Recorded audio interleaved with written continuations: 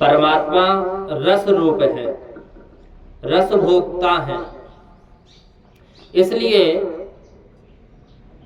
परमात्मा को तुम सामग्री अर्पण करते हो, उसमें से दिव्य रस को भगवान खींच लेते हैं। जो हम भगवान को अर्पण करते हैं उसमें दिव्य रस को खींच लेते हैं भगवान। और जिस प्रकार मनुष्य फूल में से सुगंध खींच लेता है ना, उसी प्रकार परमात्मा रस को खींच लेते हैं। परमात्मा रस रूप है, रस रूप से पाते हैं। तर्क कुतर्क ना करो, वाद विवाद ना करो, अपने ऋषियों के कवच में विश्वास रखकर पूजन करना चाहिए। संतों के वाणी का विश्वास रखकर पूजा करनी चाहिए। अंधश्रद्धा बिना भक्ति सफल नहीं होती। बिना भक्ति का ये अंधश्रद्धा भी सफल नहीं होता। ईश्वर कहते हैं कि मैंने बनाया है, मैंने तुझे दिया, तू मुझे अर्पण कर। और अर्पण करता है तो इसमें तू क्या एहसान करता है? तुझे अर्पण किए बिना मुझे अर्पण किए बिना खाता है। तू हराम का खाने वाला है, हराम खोर है। ईश्वर को खाने की इच्छा नहीं है। ईश्वर तो निष्काम है। भक्तों को राजी करने के लिए भगवान आरोग्यते हैं, पाते हैं। और जहां साधारण प्रेम है वहां परमात्मा रस स्वरूप से आरोग्यते हैं, रस के रूप में पाते हैं। और जहां अतिशय प्रेम है वहां परमात्मा प्रत्यक्ष रूप में जाते हैं और प्रत्यक्ष रूप में पाते हैं। भावना देखकर भगवान प्रसन्न होते हैं, ना कि जाति देखकर। सुदामा जी के तंदुल द्वारिका नाथ प्रत्यक्ष आरोग्यते। चावल, सुदामा जी का चावल प्रत्यक्ष होकर के द्वारिकानाथ पाते। विदुर जी की भाजी परमात्मा ने प्रत्यक्ष आरोगी। साग विदुर घर खाई, प्रत्यक्ष प्रसाद पाए। मीराबाई भोग धरती, उसे ठाकुर जी आरोग्यते, पाते। वैष्णवों के हृदय में अतिशय प्रेम ना उभरे तब तक परमात्मा को भूख नहीं लगती। और अतिशय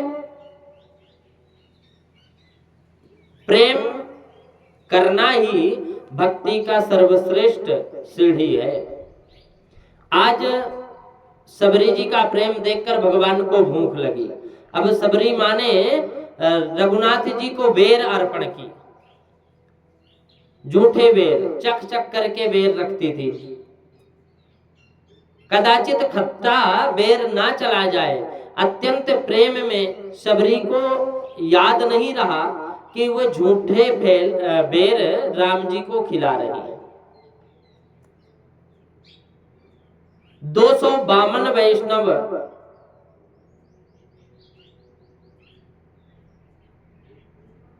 की वार्ता है। 252 वैष्णवन की वार्ता में संत पद्मनाभ दास जी की कथा है। पद्मनाभ दास भागवत जी की कथा करते और उससे स्वयं का निर्वाह करते थे। एक दिन श्री वल्लभाचार्य जी महाराज के मुख से सुना कि भागवत जी की कथा में द्रव्योपार्जन नहीं करना चाहिए, पैसा नहीं लेना चाहिए। श्रीमद् भागवत आत्म कल्याण के लिए है, उदर निर्वाह के लिए नहीं है। शास्त्रियों ने इसे उदर निर्वाह का साधन बना लिया, बिजनेस बना लिए।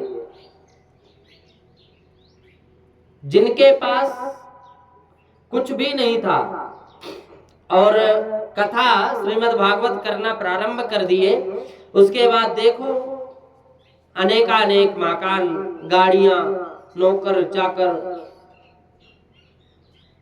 वास्तव में वो भागवत जी को बेचना प्रारंभ कर दिए, वेद का वाचन नहीं, बेचना प्रारंभ कर दिए। वाचन यदि करते तो ये कभी इतना बढ़ते नहीं। प्रत्यक्ष वक्ता श्री डोंगरे जी महाराज हुए। डोंगरे जी महाराज ऐसे वक्ता हैं कि उन्होंने तुलसी पत्र लेते थे कथा में। कथा की दक्षिणा सिर्फ तुलसी पत्र थी उनकी। आज तो लाखों करोड़ों रुपए लेना प्रारंभ है। तो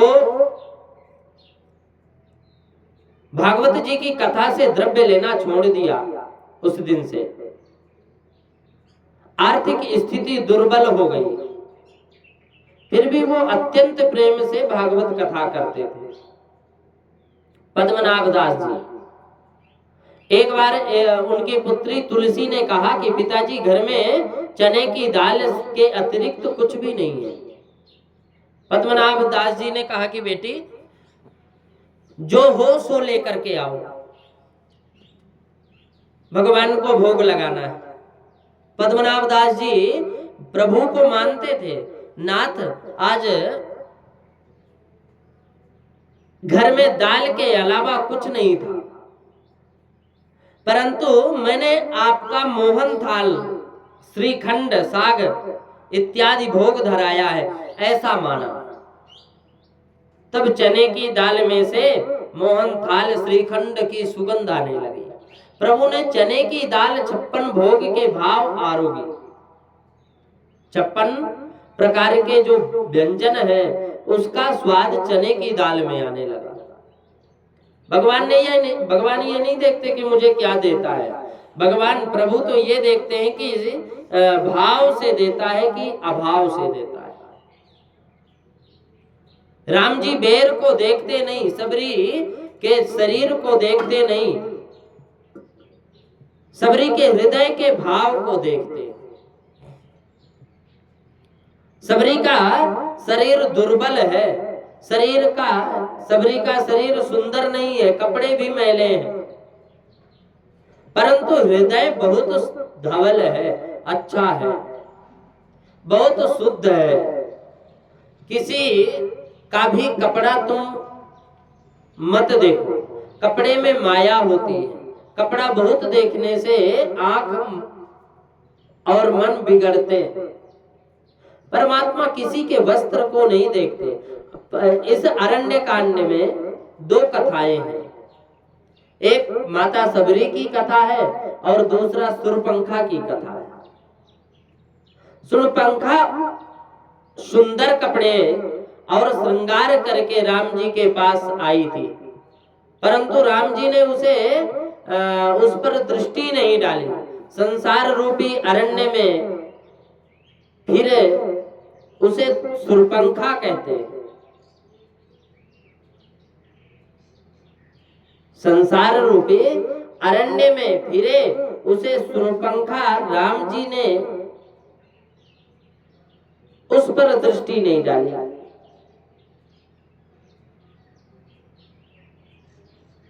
सबरी भी मिलती है अरण्य कांड में, सबरी मिलती है। सुरपंखा काम है और सबरी प्रेम है।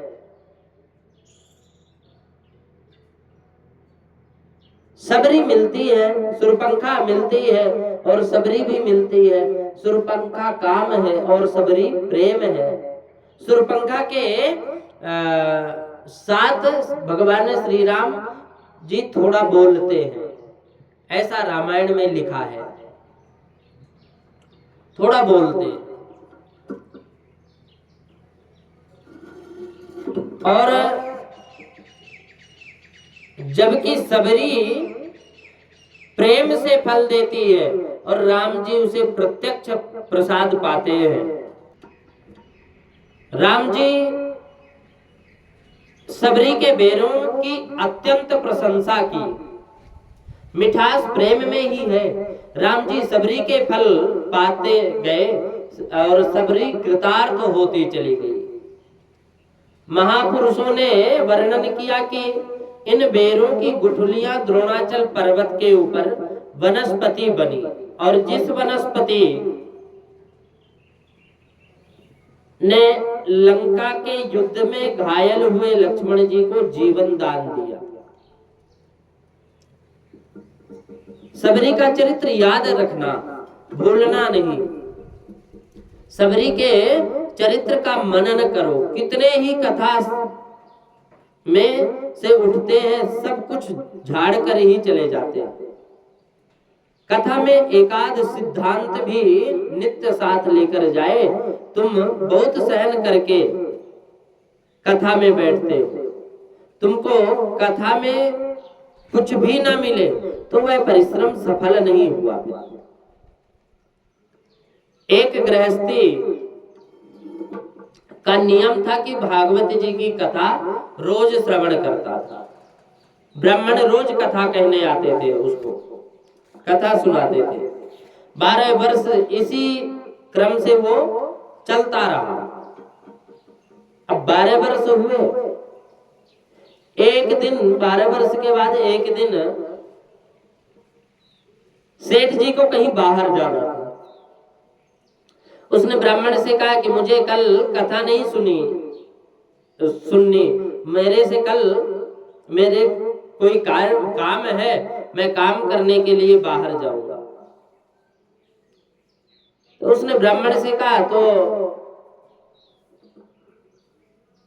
कल कथा नहीं सुनी जा सकेगी, मेरे लिए कोई काम है, लेकिन मेरा नियम क्या होगा। ब्राह्मण से सेठ कहते हैं कि मेरा नियम क्या होगा, मैं कल कथा सुन नहीं पाऊंगा। ब्राह्मण ने कहा तुम्हारे बदले तुम्हारा पुत्र कथा सुनेगा।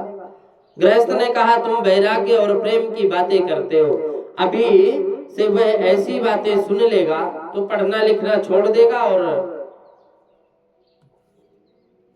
अच्छा नहीं रहेगा। कथा सुनकर उसे कदाचित संसार से वैराग्य हो जाए तो। ब्राह्मण ने कहा कि तुम 12 वर्ष से कथा सुन रहे हो, तुमको वैराग्य नहीं आया। एक दिन की कथा सुनने से पुत्र को वैराग्य आ जाएगा, मैं कैसे मान लूं। ब्राह्मण ने कहा कि तुम 12 वर्ष से कथा सुनते आ रहे हो। गृहस्थ ने गृहस्थ ने कहा कि ये तो कच्ची उम्र का है लड़का, उसकी बुद्धि कच्ची है, कथा सुनने से उसकी बुद्धि सुधर जाए तो धंधे का क्या होगा। मेरी बात अलग है, मैं तो पक्की बुद्धि वाला हूं, मैं तो रोज कथा सुनने पर भी मन की बात नहीं छोड़ता, मैं तो मन की बात नहीं छोड़ता। ऐसा ना करो, कथा सुनकर मन की गांठ छोड़ो। बहुत जानने की अपेक्षा जो जाना हुआ है उसे जीवन में उतारने का प्रयत्न करो। ज्ञान क्रियात्मक ना बने तब उस ज्ञान का कोई मूल्य नहीं।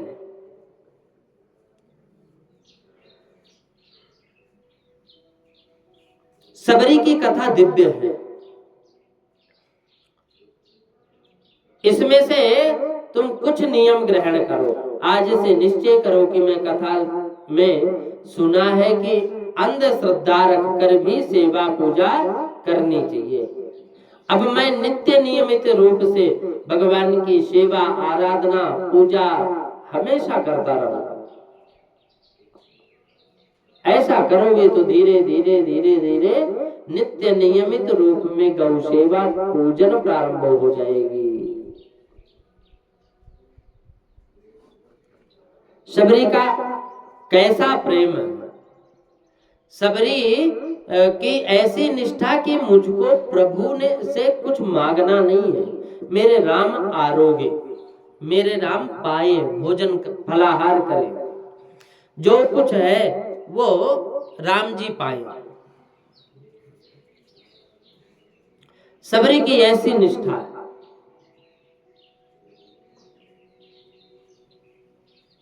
वह मुझे आंखों से निहारना है। रामायण में सबरी का चरित्र अतिशय दिव्य है। सबरी के घर में रघुनाथ जी विराजे हैं और ये सबरी भगवान की स्तुति करती है। कहती है कि तब संदर्शनम राम, तब संदर्शनम राम गुरुणामपि मे नहि,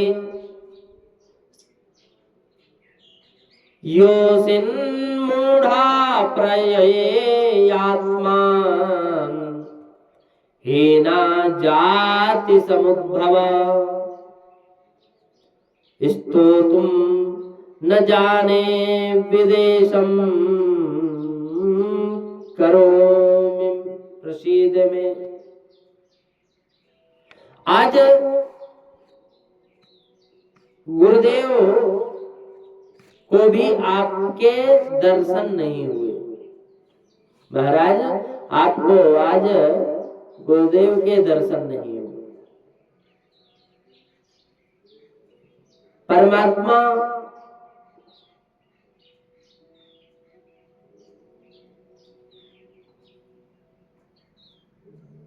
की लीला अपरंपार है।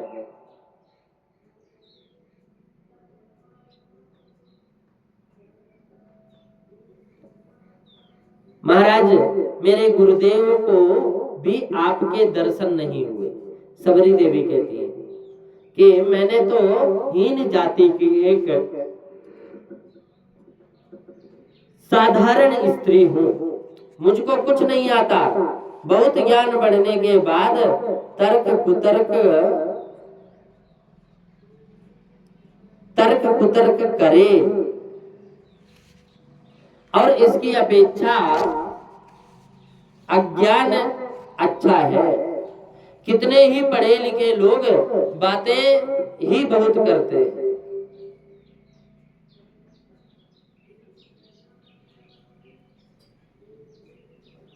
परमात्मा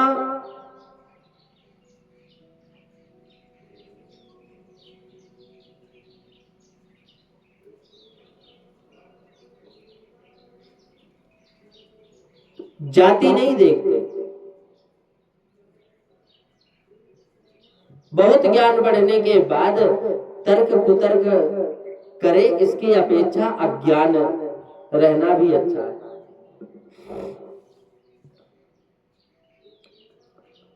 ज्ञान जगत को उपदेश करने के लिए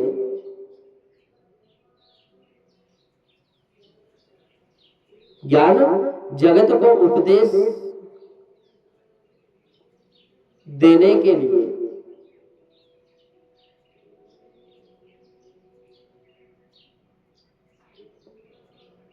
हमेशा हमें सत्कर्म करना चाहिए, भगवान को याद रखना चाहिए।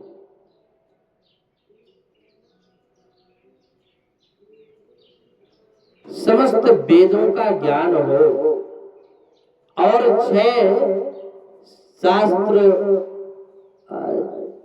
6 शास्त्र आदि याद हो, उससे क्या होगा? सुंदर गद्य पद्य की रचना करने में समर्थ हो तो इससे क्या होगा?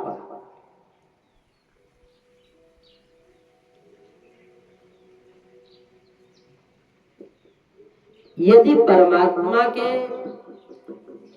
चरणों में चित्त लगा हुआ नहीं है तो फिर इन सब का प्रयोजन भी अच्छा नहीं है, सब नाकाम है। ज्ञान तो परमात्मा के साथ प्रेम करने के लिए होता है। सबरी अन्य कुछ नहीं जानती। वह कहती है कि मैं अनपढ़ हूं,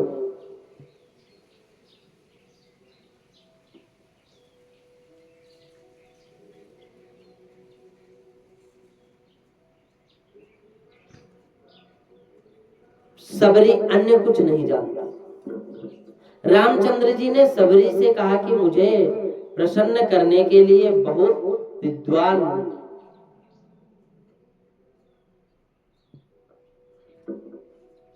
आज मैं बड़े ऋषियों के आश्रम में प्रभु नहीं पधारे।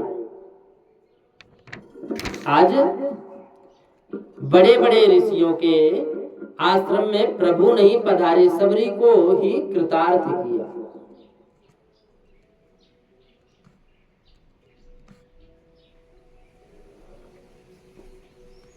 रामचंद्र जी ने सबरी जी से कहा कि मुझे प्रसन्न करने के लिए बहुत विद्वता की आवश्यकता है।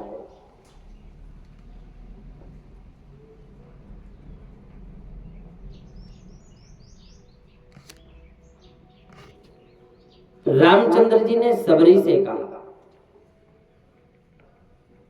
मुझे प्रसन्न करने के लिए बहुत विद्वान की आवश्यकता नहीं, मुझे प्रसन्न करने के लिए ब्राह्मण के घर में जन्म लेना पड़े, चाहे जिस जाति में जन्म लेना पड़े, उसी भक्ति जो भक्ति है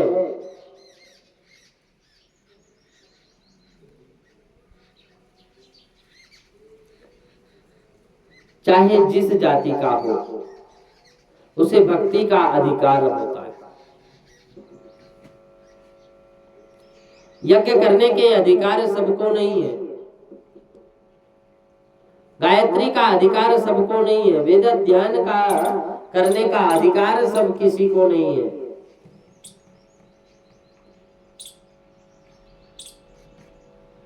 परमात्मा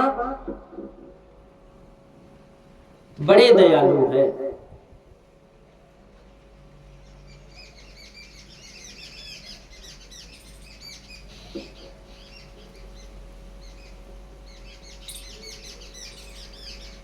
भक्ति करने का सबका अधिकार है, लेकिन जप तप यज्ञ अनुष्ठान करने का अधिकार सबको नहीं है। यज्ञ करने का अधिकार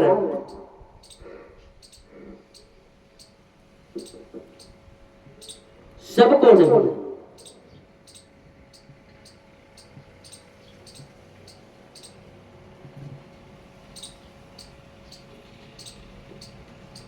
यज्ञ करने के लिए खूब धन चाहिए, यज्ञ करने के लिए खूब कुल श्रेष्ठ होना चाहिए।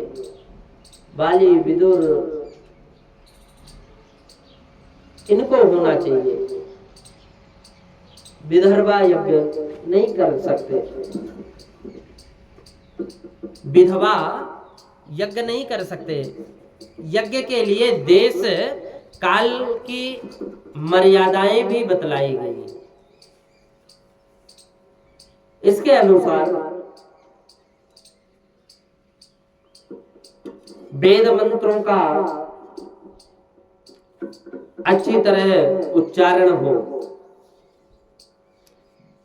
भक्ति मार्ग अत्यंत सुगम है और सरल है।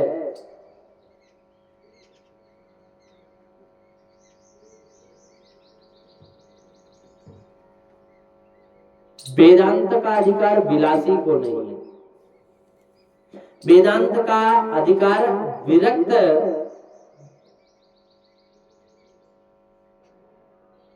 वैष्णवों का।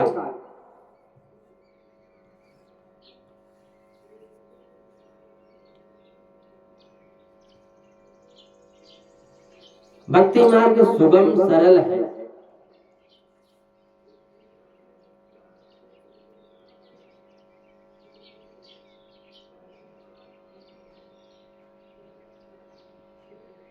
परमात्मा के साथ प्रेम करना चाहिए। कदाचित तुमको ऐसी शंका होगी कि महाराज रोज पूजा करते हो, कहते भी हो, तो प्रभु के भगवान के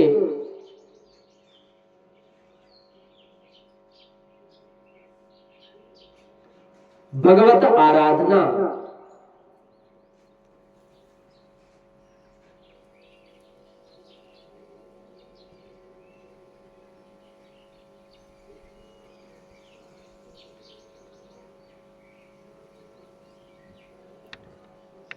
राम जी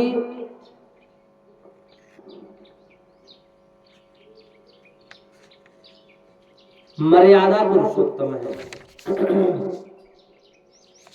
राम जी मर्यादा पुरुषोत्तम है। परमात्मा के साथ प्रेम करो। कदाचित तुमको ऐसी शंका होगी कि महाराज तुम रोज कथा करते हो, बाकी भगवान के साथ प्रेम करो, प्रेम करोगे तो परंतु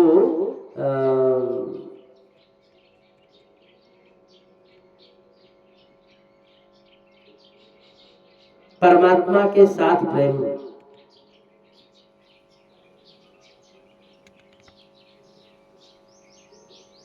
परमात्मा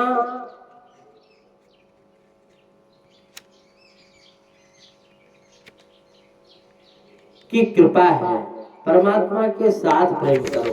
और कदाचित तुमको ऐसी शंका होगी कि महाराज तुम रोज कहते हो कि प्रभु के साथ प्रेम करो, प्रेम करो, परंतु प्रभु प्रसन्न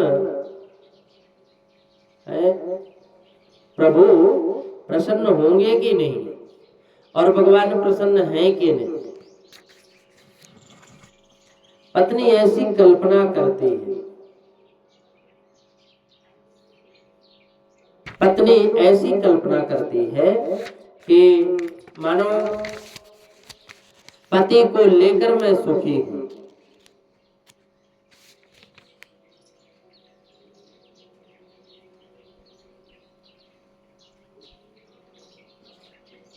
परमात्मा का उपकार मानो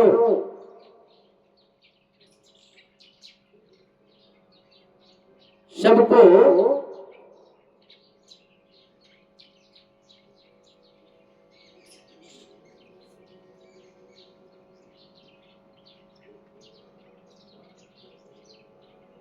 जीवन में यदि कुछ पाना है तो भगवत आराधना जरूरी है।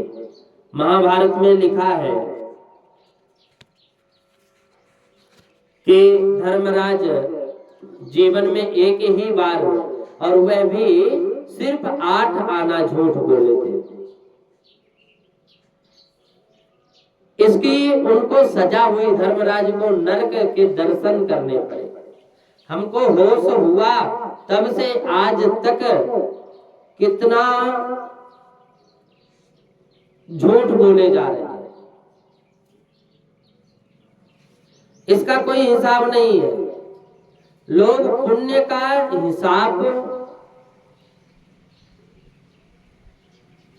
लोग पुण्य का हिसाब रखते हैं, लोग पाप का हिसाब भूल जाते हैं। और जो पाप का हिसाब है ना, पुण्य का हिसाब है, पाप का हिसाब भी मिलता है हमें और पुण्य का हिसाब भी मिलता है।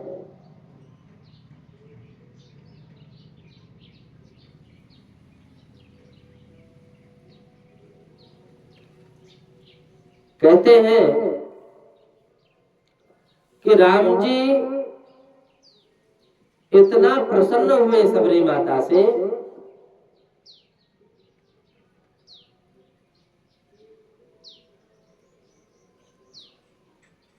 नर कपड़न को डरत है। मनुष्य कपड़ों का ख्याल रखता है,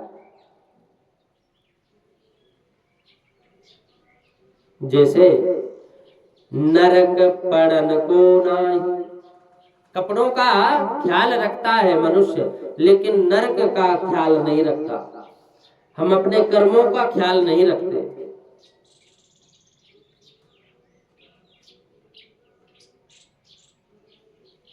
धर्मराज को नरक मिला क्यों? एक क्षण के लिए झूठ बोले थे, दर्शन करना पड़ा नरक का। हमको होश हुआ तब से हम झूठ पे झूठ बोले चले जा रहे हैं। 500 रुपए दिए हो,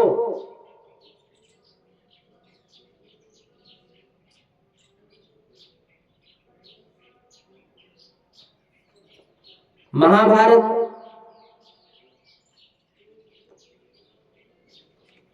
का एक खंड, महाभारत में एक लिखी बात है और महाभारत में वही लिखा है जो घटना घटी है।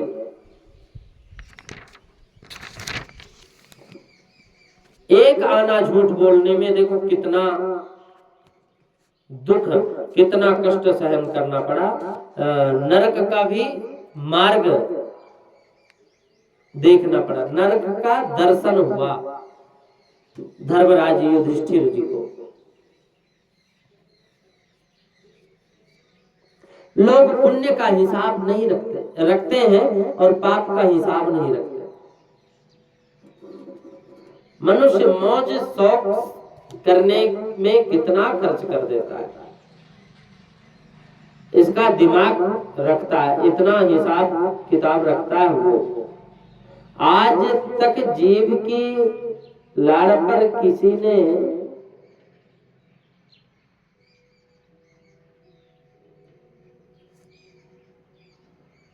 एकादशी, आज तक जीव को लाड़ कितना किया है।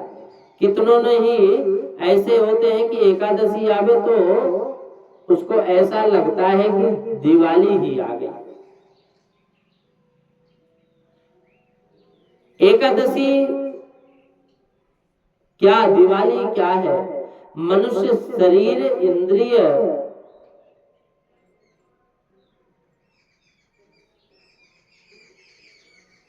आज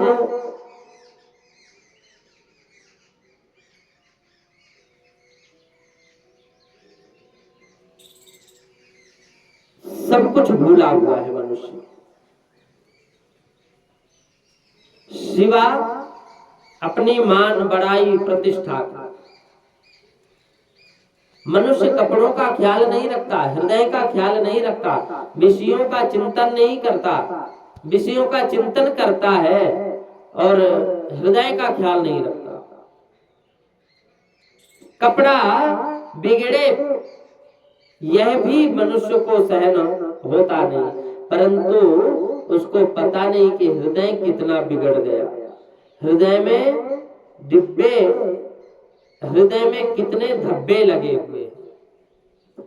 नर कपड़न को डरत है, नरक पड़न को नाही, और यश दातन को जोत है, यशोदा तने को नाही।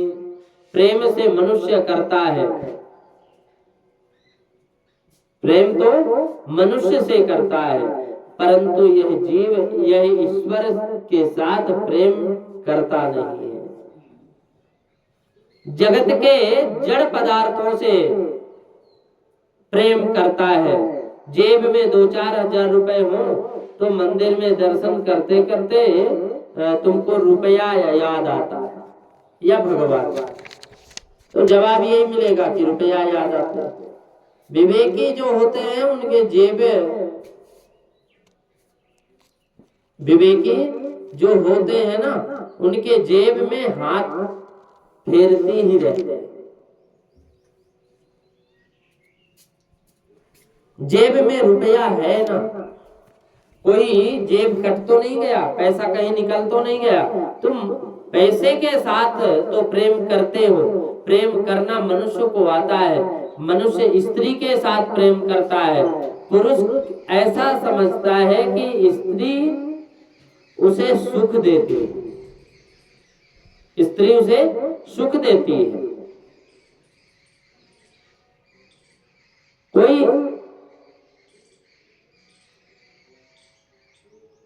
ऐसा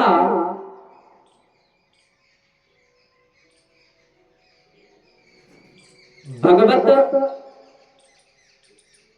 संबंध बात कोई श्रवण करने को तैयार नहीं।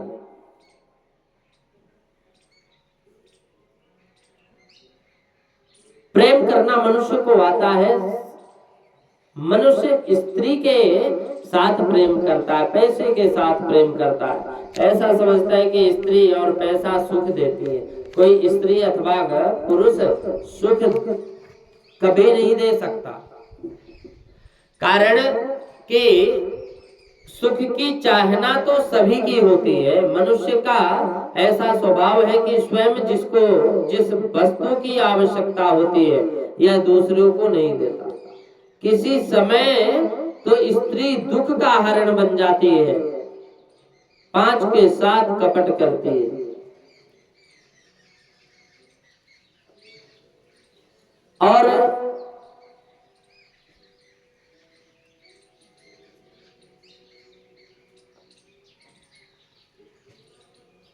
दूसरों को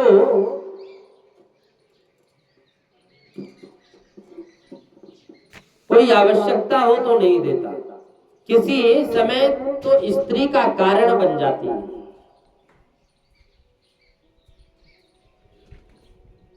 अनेक स्थानों पर बिखरे हुए प्रेम को एकत्रित करके उसे प्रभु को अर्पण कर दो। जगत का तिरस्कार ना करो, परंतु जगत बहुत प्रेम करने लायक भी नहीं है। याद रखो, जगत तुम जिस जीव के साथ अधिक प्रेम करोगे वही तुम्हारे दुख का कारण बन जाएगा। जिस जीव के ऊपर तुम प्रेम करते हो, पैसा व्यर्थ करते हो, जिसके लिए शरीर घिसते हो, वह कोई भी कारण मिलने पर एक दिन तुम्हारा शत्रु बन जाता है। वह कोई भी कारण मिलने पर तुम्हारा शत्रु बन जाता है। पैसा व्यर्थ करते, पैसा हमें दुख भी दे देता है। हम जिसको चाहते हैं वो कष्ट देना प्रारंभ कर देते हैं।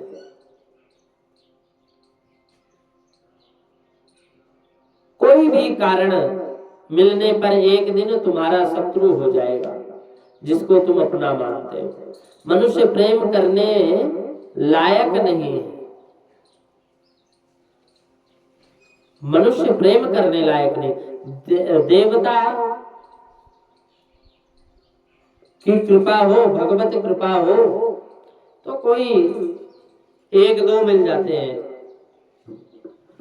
कई हजारों में 1-2 अच्छे भी मिलते हैं।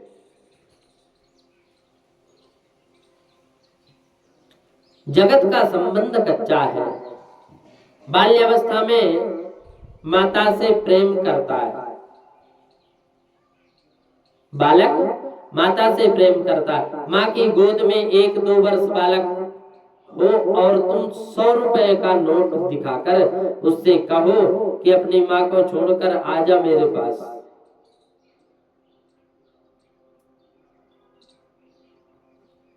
तो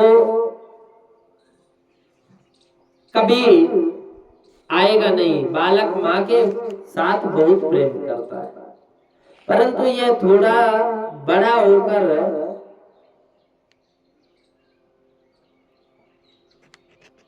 माँ के साथ बहुत प्रेम करता है, लेकिन बड़ा होने के बाद माँ का प्रेम धीरे धीरे भूल जाता है, खेलने लग जाता है।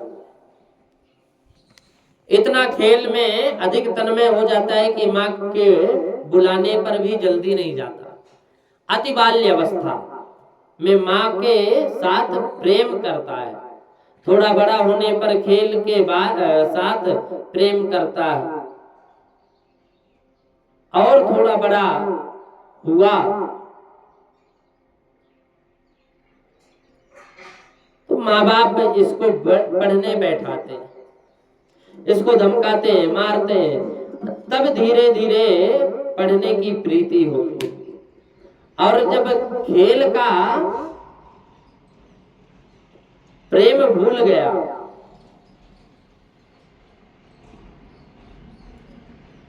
जब वो खेल ही रहा है,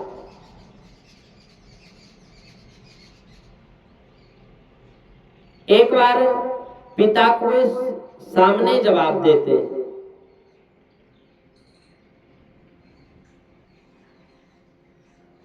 स्त्री का पक्ष लेकर माँ को जो सम्मुख जवाब दे, माँ का अपमान करे, उसके पुण्य का नाश होता है। कोई भी पुत्र माँ के सामने अपने माँ के सामने बुराई करे,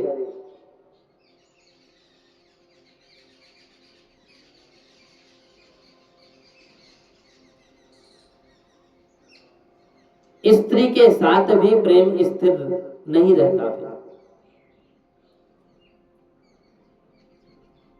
2-4 साल 2-4 संतान हो जाने के बाद कष्ट लगने लगता है, स्त्री में मोह कम हो जाता है। प्रभु की माया विचित्र है।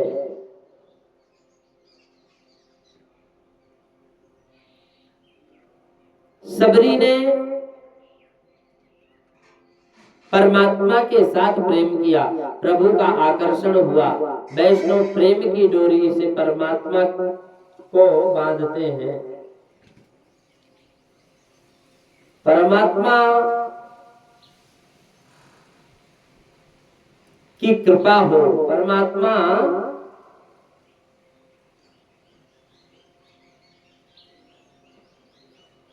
परमात्मा के साथ प्रेम करना चाहिए। शबरी माता ने परमात्मा के साथ प्रेम किया, प्रभु का आकर्षण हुआ। प्रभु की विशेष कृपा हुई माता सबरी के ऊपर। परमात्मा परम प्रेम के स्वरूप है। वैष्णव राम भक्त, वैष्णव परमात्मा को प्रेम से वश में करते हैं और परमात्मा को प्रसन्न करने का एकमात्र साधन है प्रेम।